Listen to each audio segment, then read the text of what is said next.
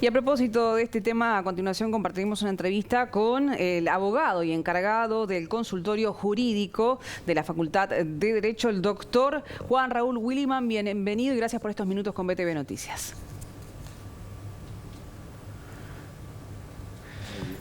Bueno, lo estamos viendo, es notorio que no lo estamos escuchando. Supongo que no lo... Ahora sí, los escucho perfecto. Muchas gracias por la invitación y es un gusto estar con ustedes. ¿Usted estaba escuchando, doctor, lo que nosotros estábamos leyendo antes de la entrevista? Sí. Yo estaba atento al desarrollo de la noticia que venían realizando. Bien, doctor, ¿y cómo viene siguiendo todo este tema que tiene que ver con la supuesta injerencia en la independencia técnica de un fiscal, del fiscal Raúl Iglesias, el vínculo con el fiscal Gómez? Es una vinculación directa que se hace con el fiscal de corte. ¿Cómo sigue lo sucedido en las últimas horas? Bien, la primera aclaración es que en realidad en lo que le toca al consultorio jurídico de la Facultad de Derecho no nos hacemos cargo de ninguna injerencia ni ninguna cuestión que tenga que ver con la afectación de una función básica que es la que realiza la Fiscalía y en este caso la independencia técnica fiscal. Lo que la facultad hizo, el consultorio hizo, lo que tenía que hacer es plantear a la Fiscalía General una situación puntual respecto de la protección de una víctima que este consultorio representa, patrocina y por ende defiende en sus intereses, en este caso fundamentales, ¿no? Que es el acceso a la justicia. Entonces, en ese sentido, lo que hizo el consultorio de la Facultad de Derecho, repito, no es cuestionar la independencia técnica. De hecho, ni siquiera es el fondo del asunto si iba a solicitar o no una sustitución de la medida cautelar, que eventualmente podría proceder o no. Eso es un tema de razones cautelares.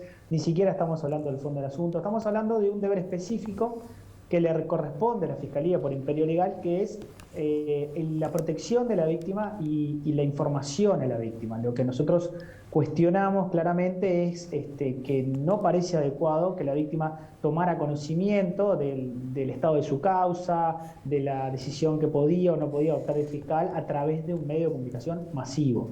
Claramente es una situación que implica un incumplimiento de los deberes funcionales que tienen que ver en esto puntualmente con la protección de la víctima. Si uno va solamente, hay muchas normas, pero solamente a una, el artículo 48 del Código del Proceso Penal, y usted va a encontrar ahí que la Fiscalía está obligada, o sea que la Fiscalía debe proteger a la víctima y brindarle la información de forma adecuada, entre otros deberes, pero básicamente fundamentalmente esos dos.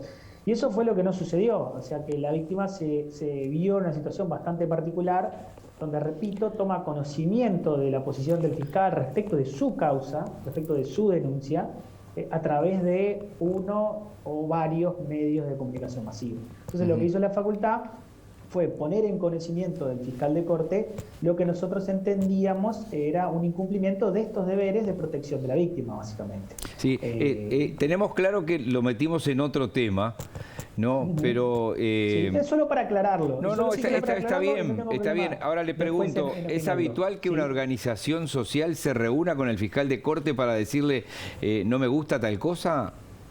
Bueno, es habitual que la sociedad... Bueno, eso es lo que tiene que ver con mi rol como docente del consultorio jurídico y puntualmente con la defensa de esta víctima, que le compete a todo el consultorio, a todos los docentes. Yo hablo en este caso del archivo de esos 300 casos, pero como docente... Iba a ese punto. Por eso quería separar una cosa, la actuación que me tocó en este caso puntual, porque lo cierto es que sí me tocó una actuación puntual, y fue esta comunicación al fiscal de lo que nosotros entendemos una situación que no debió suceder y que implica el no cuidado de la víctima por lo menos. Respecto a si las asociaciones civiles, si la sociedad civil se entrevista con la Fiscalía, bueno, yo le diría que sí, que básicamente, y le voy a poner un ejemplo muy simple, la Asociación de Familiares de Víctimas de la Delincuencia, que en convenio con la Facultad de Derecho de la Universidad de la República y el Ministerio del Interior permite el funcionamiento del consultorio que a mí me toca dirigir en este sentido y que le brinda atención gratuita a víctimas carentes de recursos, es claramente sociedad civil organizada que más de una vez ha tenido entrevistas, no solo con la Fiscalía, con el Ministerio del Interior, con el Poder Judicial, porque obviamente que tiene un objeto específico y está muy vinculado al acceso a la justicia. O sea que no sería ni la primera ni la última vez que una asociación civil o que una organización civil con un objeto claro, delimitado, con la defensa de intereses colectivos, que obviamente en vez de defenderse de forma autárquica, ¿no?, se organizan de alguna manera y plantean lo que entienden pues una situación contraria a los objetivos que persiguen. O sea que tampoco me parece algo tan extraño que, repito, una asociación civil, una organización civil plantee al fiscal de corte o al Poder Judicial o al Ministerio de Interior una preocupación por una situación puntual. Doctor, ahora sí, yendo a lo particular, ¿cómo sigue esta causa que investiga una presunta violación grupal a una chica en la zona del Cordón?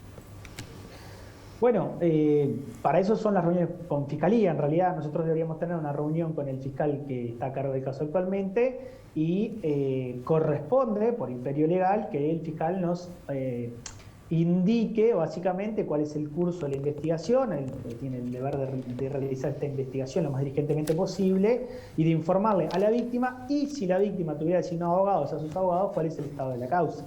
La verdad es que nosotros tenemos pedido un acceso al expediente hace un tiempo. La Fiscalía está un poco retrasada en el acceso al expediente y estamos esperando acceder al expediente y eventualmente en algún momento también hablar con el fiscal y enterarnos de su posición, de lo que piensa, no ya por la prensa, sino directamente por una reunión directa, obviamente. Doctor Williman, dos preguntas en una.